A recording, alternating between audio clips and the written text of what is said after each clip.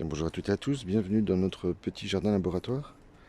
Je me propose, tout en me promenant dans le jardin potager, de vous parler du carton et de son usage fort peu répandu à mon sens, alors qu'il est un matériau très utile dans nos jardins respectifs. Carton brun qui est principalement constitué de cellulose, mais qui est en réalité joue le rôle du carbone.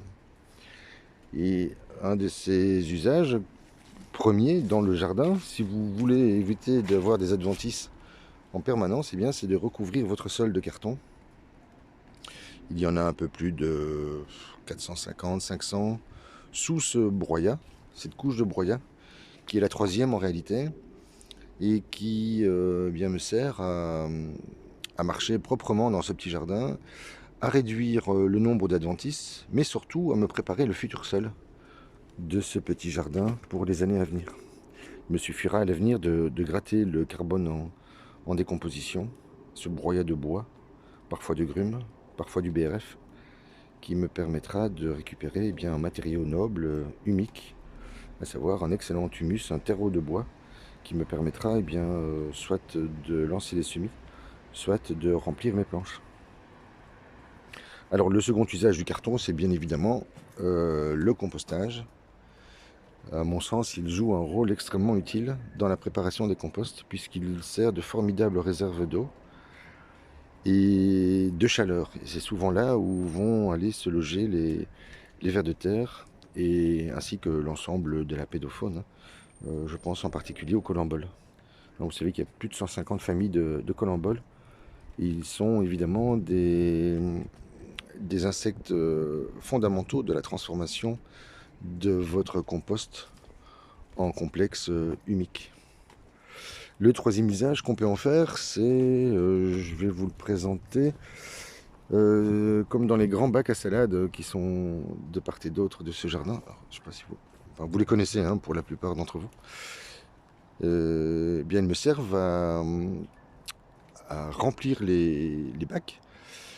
De cette façon, le carton reste constamment humide, et ça m'évite de devoir arroser mes bacs, puisque vous le savez, une des approches que nous tentons de développer dans ce petit jardin, c'est le non-arrosage du sol et des bacs. Après l'usage dont je viens de vous parler, qui est fondamental à mes yeux, à savoir la réalisation du compost. Tiens, vous voyez entre parenthèses que j'ai recouvert mes planches. Je vais vous montrer un petit souci que j'ai rencontré ces derniers jours. Je ne sais pas si vous le devinez, ces petits trous. On le voit mieux dans l'autre planche.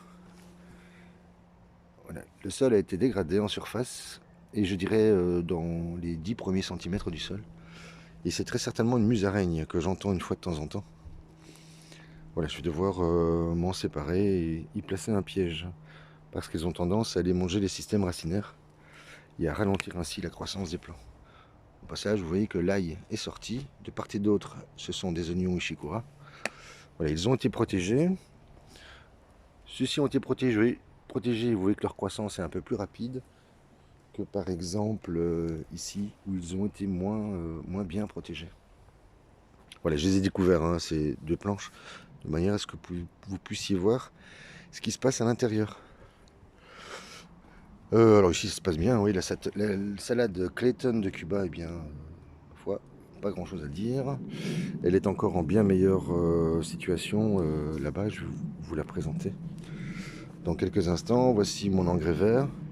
Je crois que je vais devoir la recouvrir entièrement, cette planche.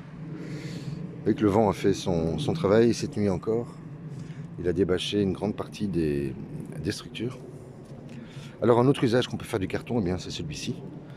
Hein, vous savez que vos sols doivent rester couverts durant toute l'année, que ce soit l'été ou l'hiver.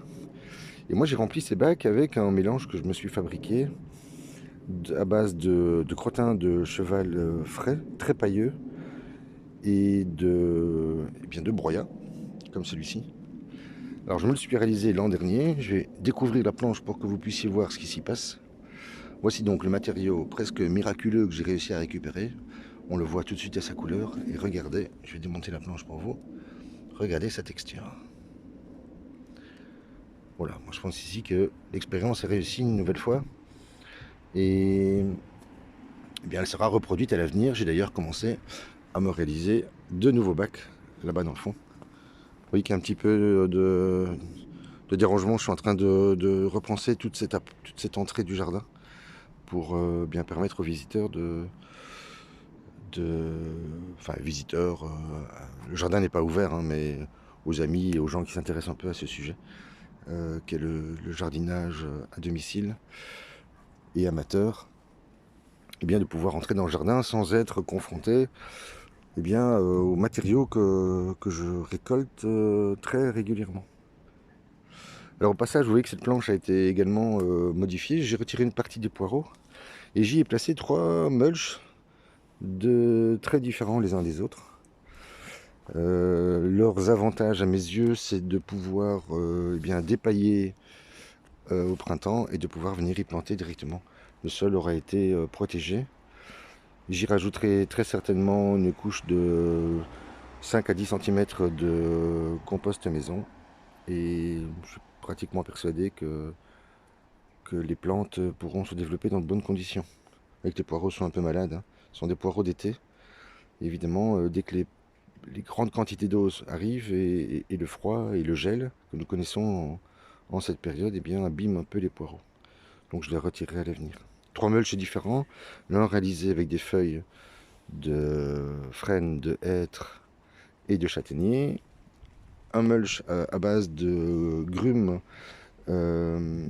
broyées en fines lamelles, grumes de hêtre. Et ici, c'est un broyat de chêne qui a 1 an, voilà, qui se décompose lentement. Voilà, il est juste là cette année pour protéger le sol. Et dès le printemps, comme je vous le disais, je le retirerai. Alors je vous montre les salades peut-être au passage, mais elles ont un peu de mal, avec ces grandes variations de température. Bon, celles-ci, ce sont les dernières qui ont été placées. Je suspecte certaines d'entre elles d'avoir déjà un peu de botrytis. Je vais vous montrer celle-ci, botrytis liée à l'humidité. Alors les jupes jouent un grand rôle, hein.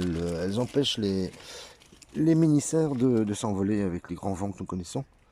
Bon, vous voyez, pas trop de choses à dire, hein. Ménicères non chauffés, bien évidemment.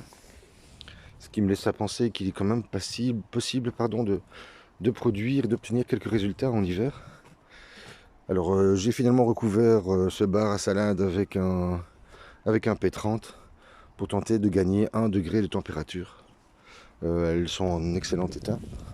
Ce sont sans doute les plus belles de ce petit jardin avec le persil. Le persil plat italien résiste bien finalement, hein, à cet hiver. Alors un autre usage du carton que nous pouvons faire dans un jardin potager, c'est sans doute celui-ci. Vous voyez, je me suis réalisé un nouveau système de protection avec une bâche beaucoup plus épaisse.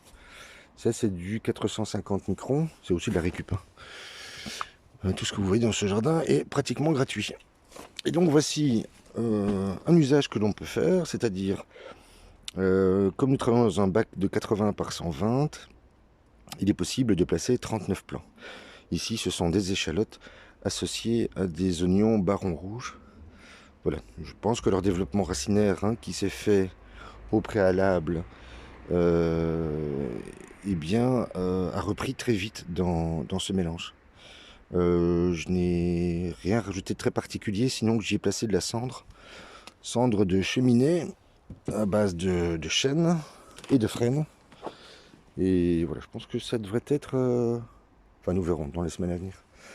Les navets ont un peu de mal, ils ont été placés un peu trop tard. Les salades résistent toujours au pied de l'olivier. Les ishikuras, ça donne très bien. Je vais peut-être vous montrer de la mâche qui est ici. Voilà. Je sais pas ce qu'on peut dire, hein. Pas grand-chose sans doute. Enfin, en tous les cas, que ça se déroule dans de bonnes conditions. Mais nous n'avons pas encore eu des gelées sur 10 ou 15 jours à -5, -6, -7. Donc ça va être la période la plus difficile à traverser, je pense. Les oignons, ça se passe très bien des deux côtés, ils grandissent lentement. J'ai finalement refait ma tour à fraises avec du compost. Bon, elle n'a pas très fière allure, Nous verrons ce que ça donnera. Il y a sans doute une problématique d'accessibilité à l'eau de la part des plantes. Bon, elles ont pris un coup de gel également. Donc c'est vrai qu'il faudra que je révise encore une fois sans doute ce projet. Alors ici dans ces bacs, vous voyez que le vent de cette nuit a fait son travail. Ici à l'avant-plan vous avez de la mâche, une mâche à croissance lente, des oignons sunsui principalement. Ici vous avez la salade Clayton de Cuba. Les petites taches noires que vous voyez, c'est parce que j'y ai placé de la cendre également. Donc la pluie va faire un travail de nettoyage.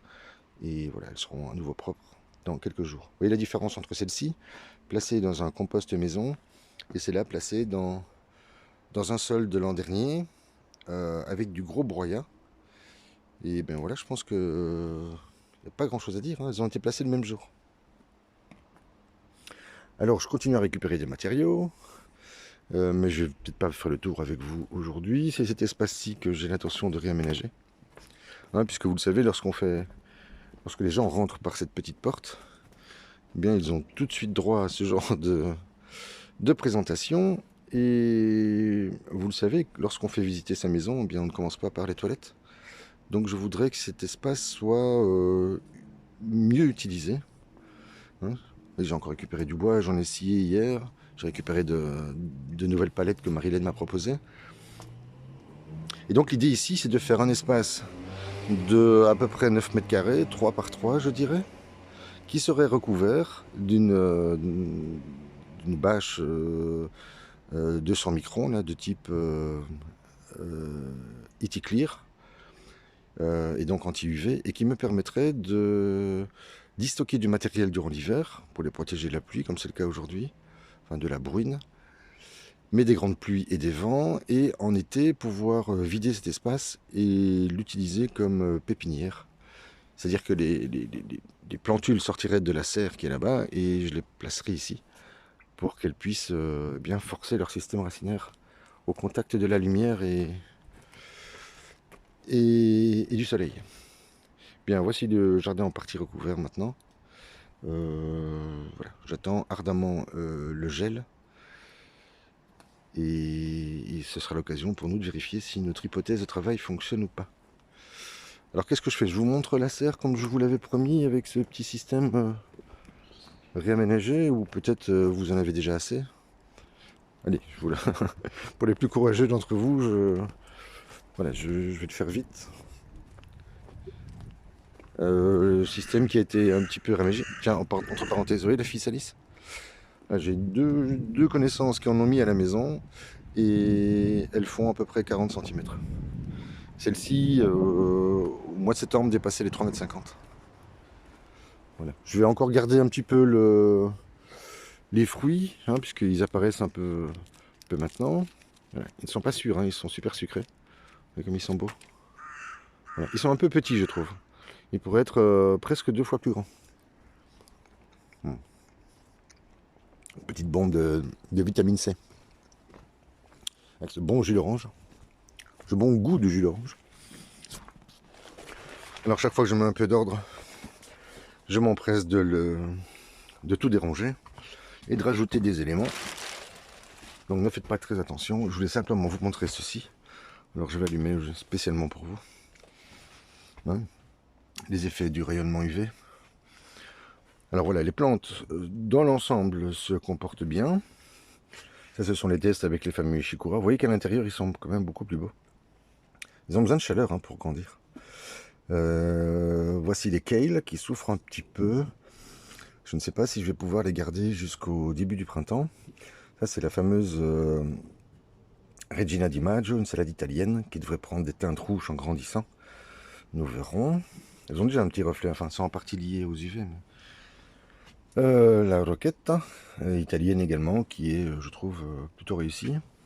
Voici les kale, hein, qui ont un peu de mal. Hein, on voit qu'ils souffrent, hein, ils ont envie d'aller à l'extérieur, mais comme il fait bien trop froid, je ne peux pas les placer encore. Le persil tunisien et le géant d'Italie, oui, la petite différence entre les deux.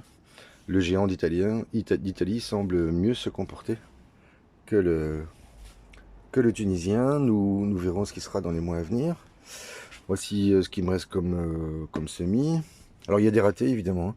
Les navets marteaux là ne décollent absolument pas. Il me reste encore à repiquer ceci. Ça ce sont des navets rouges, mais une variété très particulière, de très vieilles graines. Je pense que les graines ne sont plus d'excellente qualité. Les salades, alors là c'est un semis de salade mixte, et là c'est un semis d'épinards. Et ça c'est du repiquage d'épinards géants de Tunisie. Voilà, ils se comportent plus ou moins bien. J'ai hâte que le printemps arrive pour pouvoir les placer en terre. J'ai rentré la menthe, qui est exceptionnelle à mes yeux, celle-ci. Elle m'a été offerte par Si Mahmoud, qui est revenu avec des racines de menthe. J'en ai fait plusieurs, j'en ai offert, et tous les résultats, enfin tous les retours sont très positifs.